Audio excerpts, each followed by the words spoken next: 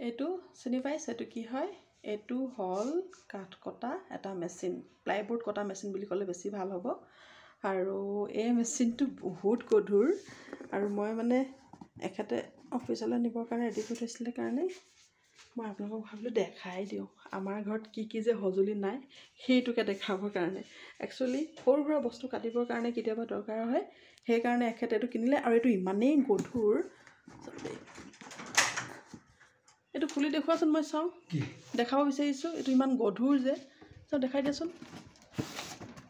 এইটো কি প্লাইবোৰ্ড কটা মেচিন নহয় জানো নে আৰু কিবা কিবি কাটিব পাৰি প্লাইবোৰ্ড কাটে এইটো প্লাইবোৰ্ড কাটিব পাৰি ন আৰু কাঠ কাটিব পাৰি চাগে কাঠ মানে ইমান শকত কাঠ কাটিব পাৰি ন প্লাইবোৰ্ডৰ যিটো শকত এইটো বহুত ডেঞ্জাৰ হয় মেচিন নহয়নে এইটো চলাব জানিব লাগিব নহ'লে হাত কাটিব এইটো মোৰ দেখি বহুত ভয় লাগে কিন্তু আমাৰ ঘৰত কিনো মেচিন নাই তাকে দেখাবলৈ এইটো ভিডিঅ'ত কৰি দিলোঁ